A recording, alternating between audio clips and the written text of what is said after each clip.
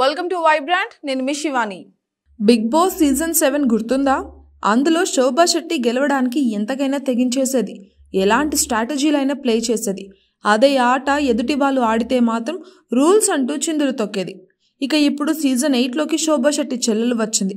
ఆమె ఎవరో కాదు, యాష్మి గౌడ. ఆటలోనే కాదు, ప్రవర్తనలోనూ కూడా శోభా శెట్టి చెల్లెలు అనిపిస్తోంది ఈ కన్నడ భామ. శుక్రవారం నాటి ప్రోమోలో మరోసారి తన వంకర బుద్ధిని బయటపెట్టింది యాష్మి గౌడ. నైనిక యాష్మిలకు రెండో ఛాలెంజ్ ఇచ్చారు బిగ్ బాస్. 2 టీంలకు రింగ్ టాస్క్ ఇచ్చారు. ఇరు టీంల సభ్యులు లైన్గా నిలబడి రింగ్స్ని చేతులతో టచ్ చేయకుండా కేవలం శరీరాలతోనే తీసుకుని వెళ్ళాలి. ఎక్కువ రింగ్స్ని ఎవరు చివరి వరకు తీసుకుని వెళ్తారో వాళ్ళే విజేతలని ప్రకటించారు బిగ్ బాస్. అయితే టాస్క్ అనేసరికి నైనిక మాత్రం చిరుతలాగి విజృంభిస్తోంది. తన స్ట్రాటజీ వాడి ముందు టాస్క్ను వాళ్ళు కంప్లీట్ చేశారు. అయితే యాష్మి టీం వాళ్ళు ఓడిపోయాక వాళ్ళు అలా చేశారు, ఇలా చేశారు అంటూ ఈకలు పీకడం స్టార్ట్ చేశారు. నైనిక హెడ్ నుంచి పడేసిందని అభయ్ అంటే అది మా స్ట్రాటజీ, హెడ్ నుంచి పడేయకూడదని బిగ్ బాస్ చెప్పలేదు అంటూ ఇచ్చి పడేశారు.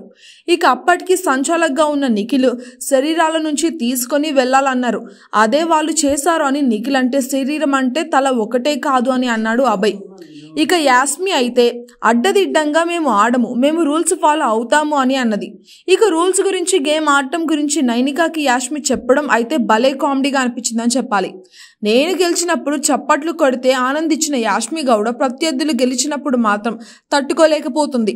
మరోసారి తాను కన్నడ అక్కాయ్ శోభా శెట్టిని ఫాలో అయిపోతున్నట్టుగా తన బుద్ధిని బయటపెట్టింది. సేమ్ శోభా కూడా తాను ఎలాగైనా గెలవచ్చు, అది నా స్ట్రాటజీ అనేది. అదే స్ట్రాటజీతో ఎదుటి వాళ్ళు ఆడితే మాత్రం అది గెలుపే కాదని అడ్డదిడ్డంగా వాదించేది. ఇప్పుడు యాష్మి కూడా సేమ్ తను అడ్డదిడ్డంగా ఆడుతూ ఎదుటి వాళ్ళు అడ్డదిడ్డంగా ఆడుతున్నారని అనడం అయితే ప్రోమోలోనే హైలైట్ అని చెప్పాలి. For more updates subscribe to Vibrant.